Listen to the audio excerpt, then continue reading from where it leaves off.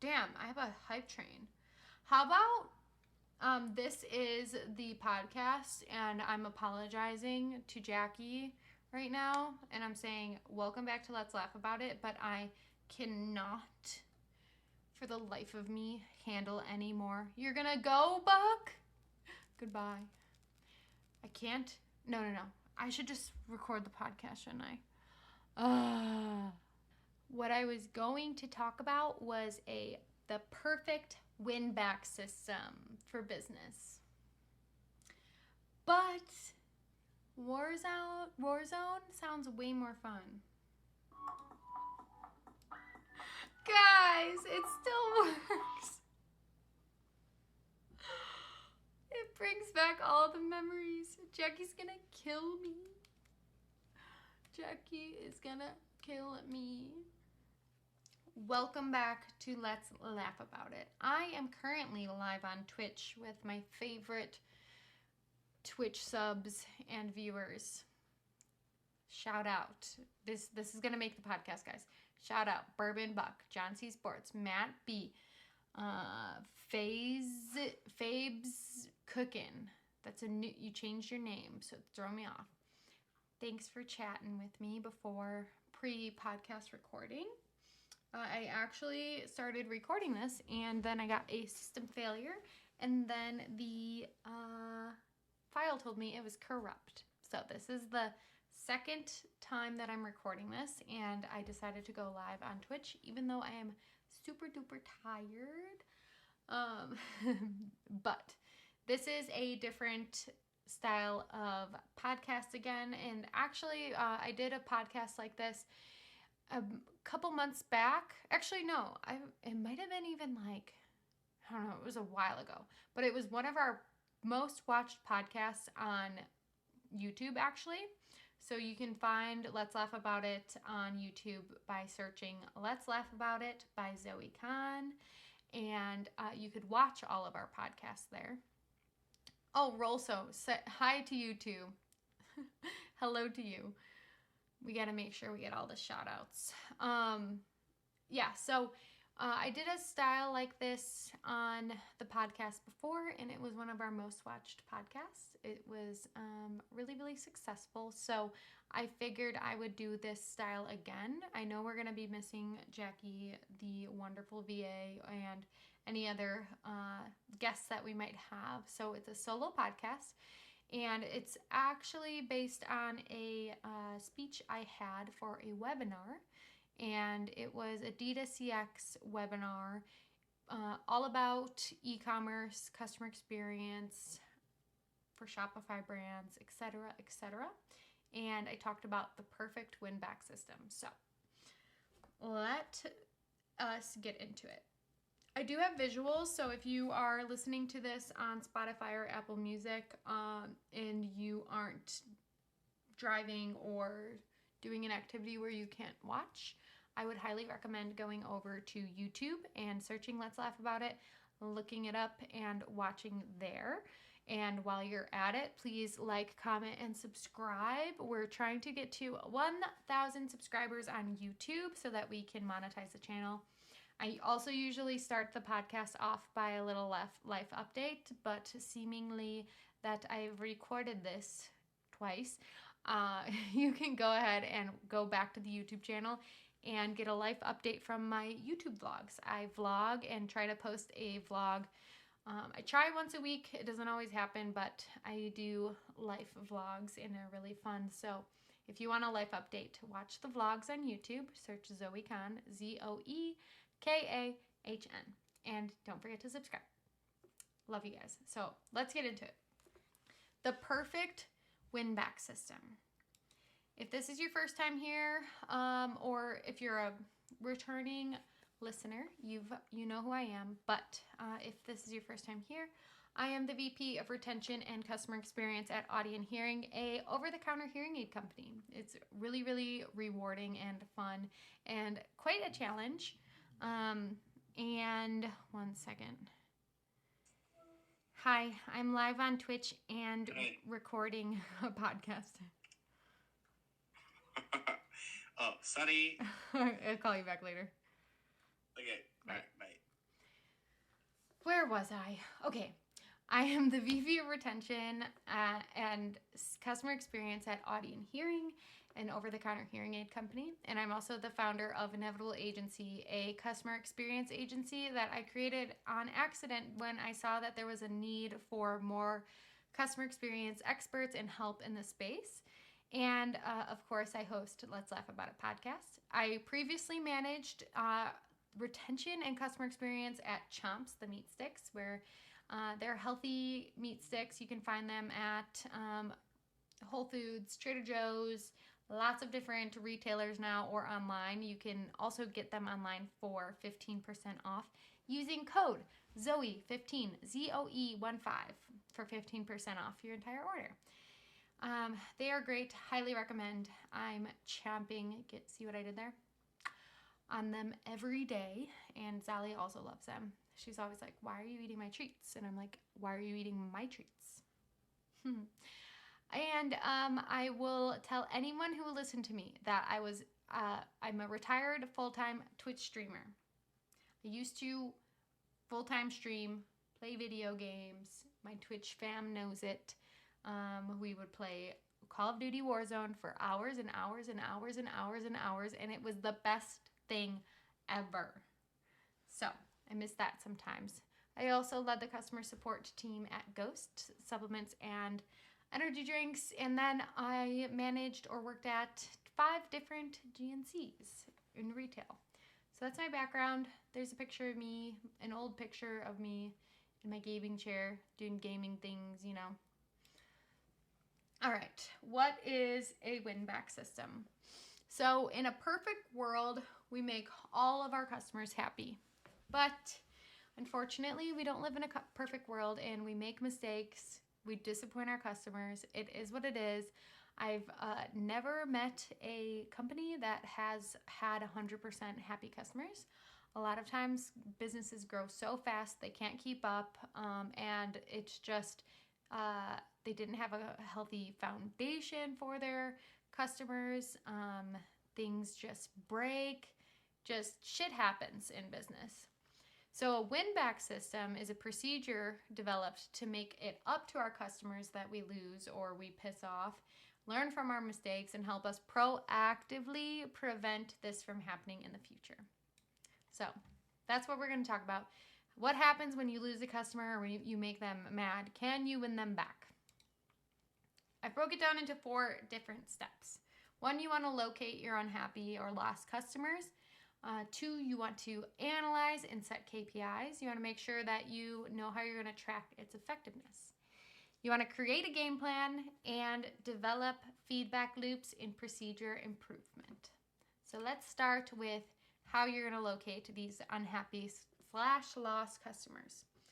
So outside of this list, sometimes like an event happens or there's a mess up or a time period where something bad happened or you made a mistake and you know exactly which customers it affected and you can try to make it up to them, right? In those cases, there's always ways to like export Shopify data or, look at the date ranges, etc. But outside of that, if you want to develop a win-back system, here's some ways where you can find customers that you might maybe lost or are unhappy. And I do want to remind everyone, it costs a lot of money to acquire a customer, meaning like to get a customer to purchase on your site. It costs a lot of money, especially if you're running ads. You're putting a lot of, you've got people, you hire people just to acquire customers. You put all this money and effort into getting these customers. Then they get over to your site, they purchase, they have not the greatest experience, and you lose them. So you spent all that money and effort just to lose your customer. So what you want to do is you want to go through this list and find as many unhappy customers as you can. You can look at low customer satisfaction ratings. So that's anytime you ask a customer to rate the satisfaction of their service, whether it's through email, through phone, chat, etc. You want to find negative intent. negative sentiment. So this is mostly, I wrote this one down because a lot of help desks, you can dissect your emails and look at the negative intent with like your help desk's AI. I know Gorgeous's does this, but there's different help desks that do the same thing. So pull all of the emails that have a negative connotation, sentiment, intent. Those are also customers that you might need to make it up to. Maybe you didn't lose them, but they're not happy or they weren't happy. So you want to make sure that they turn out happy. You can look at churned subscribers, so people who cancel their subscriptions. You can look at refunded customers, so those are people who return their orders. Those are two big ones that are like very easy to find, and most companies have quite a few of them. Then you also want to look at negative reviews, and this could be on your site, negative reviews on your site, negative reviews on Amazon, negative reviews on BBB, Trustpilot, anywhere people are publicly writing reviews about your company. See if you can locate their names and see what's going on with their orders or the interactions they've had with your company. And then also social media hate. I must have been feeling dark when I wrote hate because that is kind of harsh, but I guess it's the most extreme version. But look at all of the comments on your social media. If there's any negative ones, a lot of times there's also negative comments on ads. So if you see anyone commenting on ads where they're upset about something, those are all people that you want to put into this list of people to win back or make it up to. I do want to note too that a negative or bad experience, if you're able to make it up to the customer in a timely manner, you can a lot of times turn these customers from like being very upset to being like, wow, they took care of me and I'm never going to try another brand again. So that's the beauty in this like win back system. But if you don't have a fail safe or a system or a person to focus on this, it could result in just losing those customers. All right, step 2. We're going to analyze and set our KPIs. We want to determine how to assess if your actions are worth it. And so here's some stats to consider. I just feel like I am beating this into a dead pulp because I just explained this, but it's on before I started recording, when I recorded for no one. So bear with me as I explain this. Lifetime value. I like to use 3 different tools to do this. And if anyone can create a tool that can do it quicker, I will give you a lot of money. I take different segments from our Gorgeous platform, so our help desk, from those people that we've located here. I upload it into Klaviyo, our email platform, our CRM. And then I go over to Lifetimely and I analyze all those different segments that I uploaded into Klaviyo. In Klaviyo, I also exclude $0 purchasers, so I make the filter like $1 customer has spent over $1, and I exclude any customers who haven't spent money. And then, sorry, I'm reading a comment. You're okay, Matt B. The comment says, I'm talking to the Twitch chat. The comment says, I don't want to interrupt you because you're on point. Internet-based company, or as we are in construction, figure out why people are unhappy for any reason and correct it however appropriate and do it your best to make it right. That's so true. Yeah, you just have to make it right because people are human. I think the biggest part too about making it right for customers is actually just humanizing yourself. When a person is purchasing from your business, unless you have a strong founder story or a story of your why and it's very public, when companies purchase from you, they're purchasing, or when customers are purchasing from you, they're purchasing from a company. And just like this random company. But then when you have people behind your company who are talking to your customers, if your founder is still very involved in your customers, it really humanizes that experience. And literally just I'm so sorry this shouldn't have happened goes the longest way. So it's doing whatever you can to make it right in a profitable way. I encourage my team members to be profitable rule breakers, because a lot of times when you're going through and you're finding these customers that have a low CSAT, negative intent, cancel their subscriptions, return the product, sometimes they're based on customers or your agents or your staff following rules that you set, and being afraid to break those rules, when in reality rules were set for a reason but meant to be broken sometimes. And you'll learn that you've set these rules in place, but they've caused customers to be very unhappy. And if your agents and your staff hasn't been trained to be profitable rule breakers, it can cause the exact opposite of what the policies are supposed to do. So it's all about being a frickin' human and understanding that your customers are human, you're human, your employees are human, and everyone just wants to be happy. And we can do that in a profitable way. So thank you for that comment, Matt. So back to my big data thing about pulling data from Gorgeous into Klaviyo into Lifetimely and looking at the lifetime value. So you're looking at all the money that your customer has spent in the lifetime of them being a customer. I like to compare that to regular lifetime value, so all of your customers, and then compare the little segments that you pull of like these different segments of customers. And then also pull just your entire customer base that's like reached out to you and talked to you. So you can kind of see, is the lifetime value of the people who have positive experiences with you, is that higher than your regular lifetime value? Meaning like if they talk to your agents and they talk to your support or they talk to the brand directly, does it make a positive impact on their spending habits? Look at all those things because you'll find different insights, and either you'll be able to make decisions on it, or if you're in support or in experience and you need to prove to your founders that you are not a cost center and you are a revenue driver, this is a really good stat to prove that. So I'm a big fan. You also want to look at the average cost of a lost customer. There's different ways you can do this.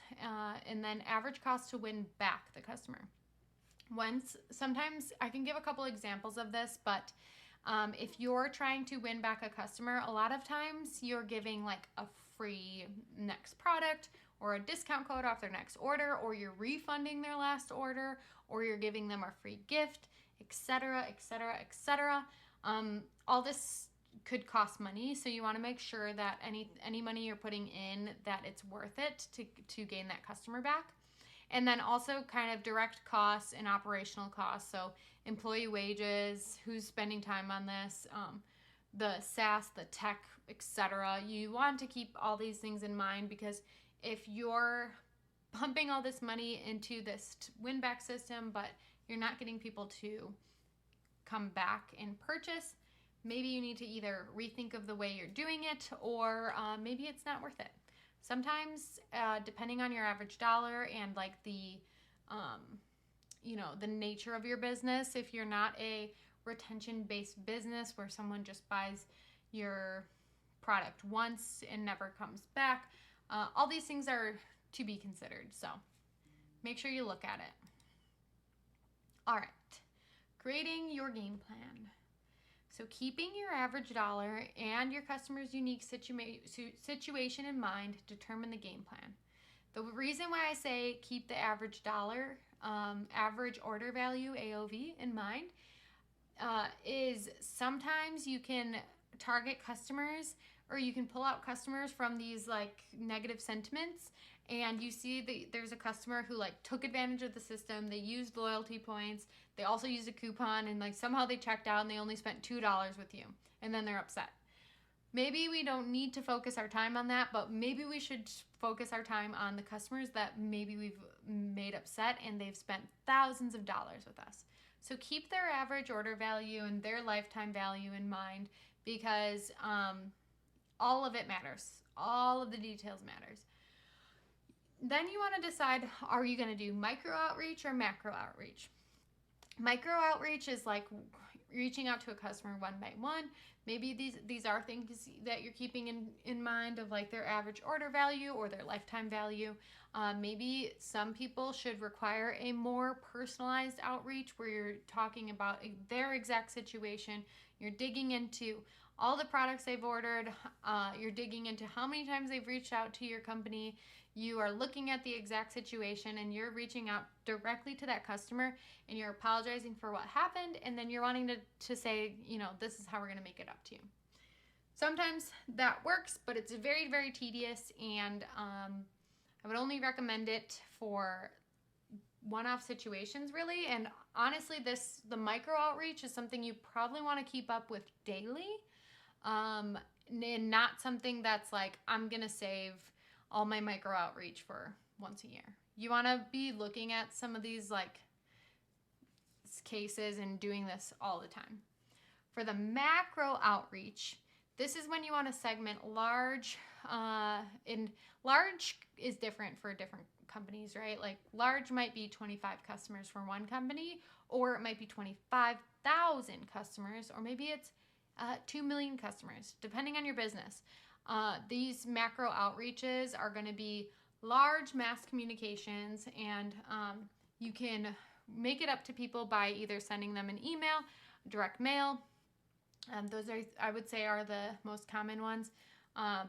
Definitely, if you're in customer experience and you haven't learned how to use or communicate well with your email marketing team, I would highly suggest reaching out to them and talking to them. Because when early on in my career, I didn't really understand the whole email marketing thing, and I would do mass communication from our help desk, and it definitely was not the smartest way to go about it. It was the way that I knew, and I wish someone had taught me email marketing a lot sooner, because you don't just need to use it to send out sales emails. You can also use it to do mass communication with your customers, as far as, making it up to them or doing something special for them. And customer support and customer experience, you guys have so much value and insight into the customers. And it is a really, really special thing to be able to give your insight and work together with your marketing team to be able to, stand up for your customers, be that voice for your customers. So highly recommend. Direct mail, I have two suggestions. You can either use Postpilot. Postpilot has very, very good built out dashboards, and they link to your Klaviyo, and you're able to pull, they have like CSMs, and they're pretty affordable. I really like Postpilot. Swapped is also another option, SWAPT. They also do direct mail. It is that their team is really, really great and can do very custom things. If you want to do something out of the box or you want to ideate something, their team will literally work with you with anything. So not sponsored by either of them, but I just wanted to throw that out there to give you guys some resources to look into. And then this is a screenshot of a tracking system.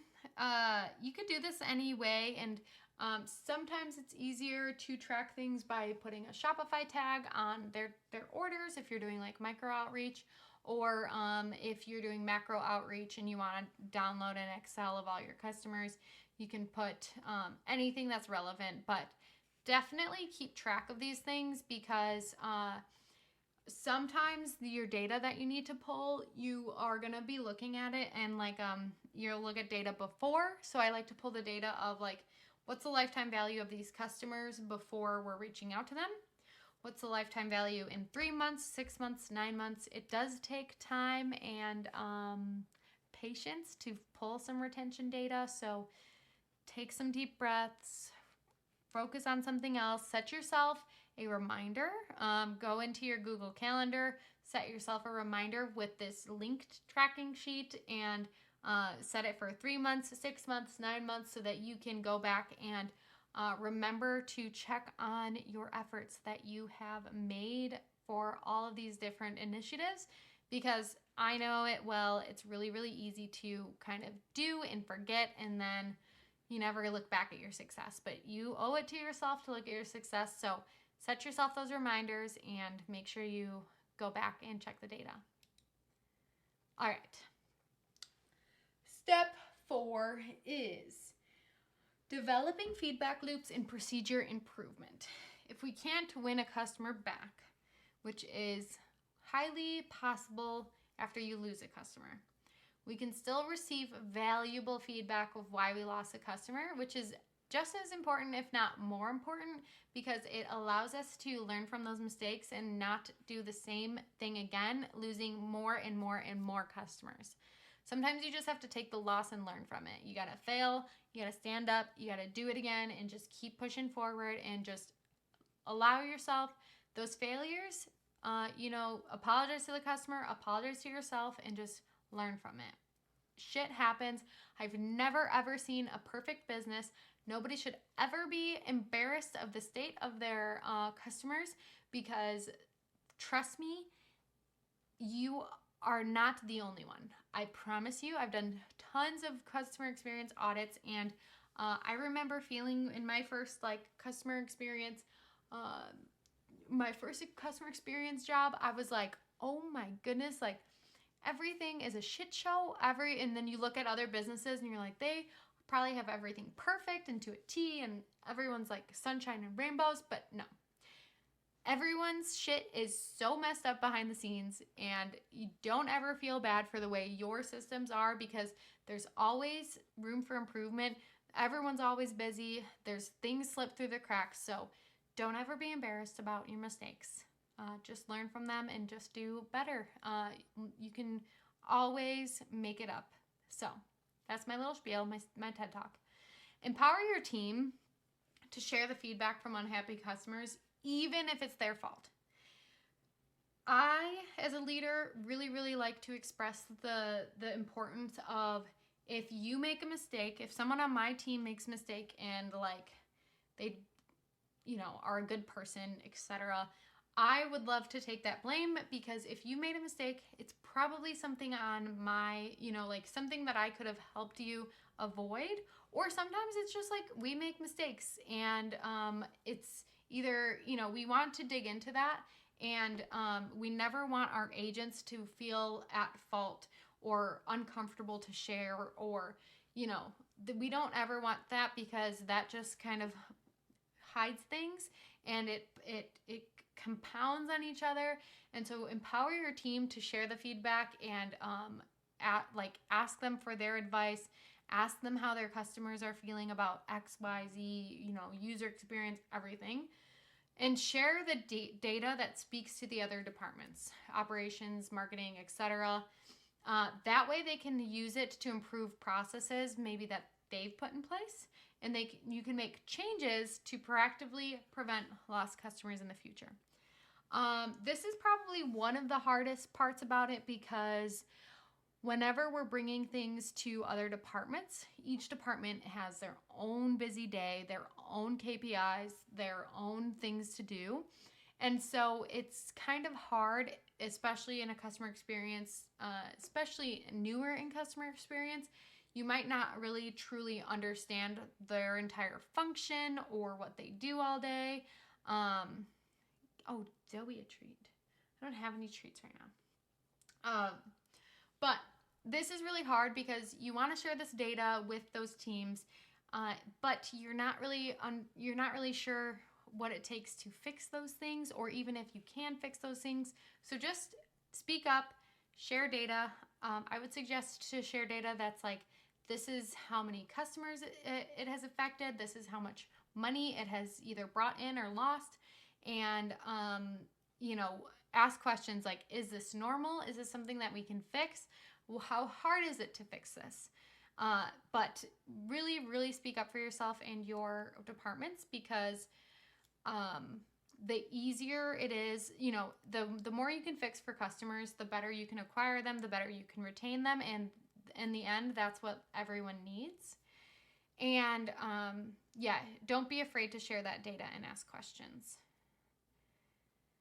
All right, now you want to ensure your team has the right tools to properly log, gather, and act on your win-back systems, and you have to make sure that they know how to use those tools. A lot of times when we know how to do something, we just assume that other teammates or, you know, people on your team are able to do those things. However, it's not the case. I am such a victim of like assuming that everyone knows how to do things because I hate mansplaining things. I never ever want to explain something to someone when they know what they're doing and then I'm like, oh, I didn't need to mansplain that to you. So you gotta stack up. True. That's, I do have a stacked PC just to yap. For the podcast listeners, I got a comment in the chat that said, you got a stacked PC just to yap? Yeah, I do.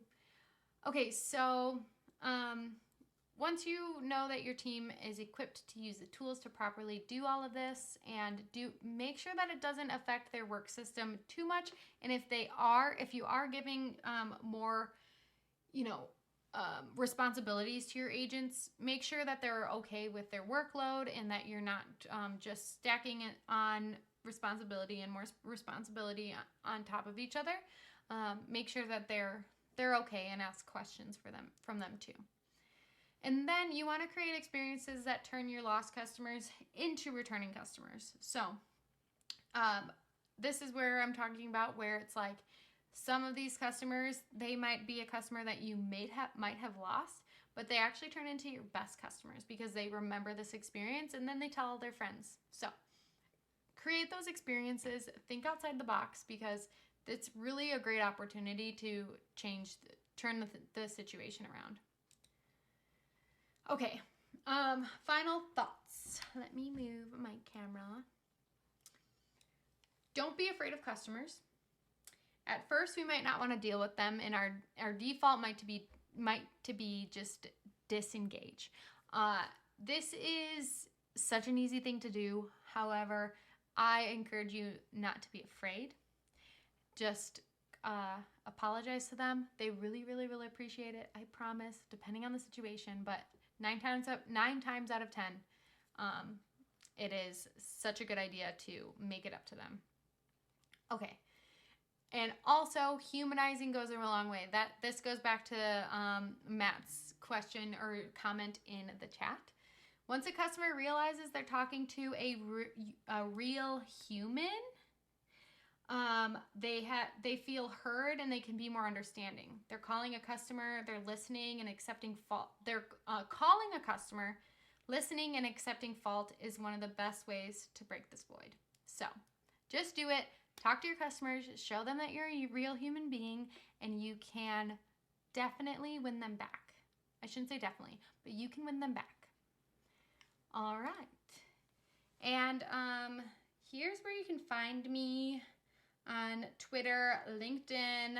Obviously, you guys are listening to the Let's Laugh About It podcast, and we have a customer experience Discord. And if you're not in that Discord yet, jump in it. Ask me for a link. It's in my YouTube show.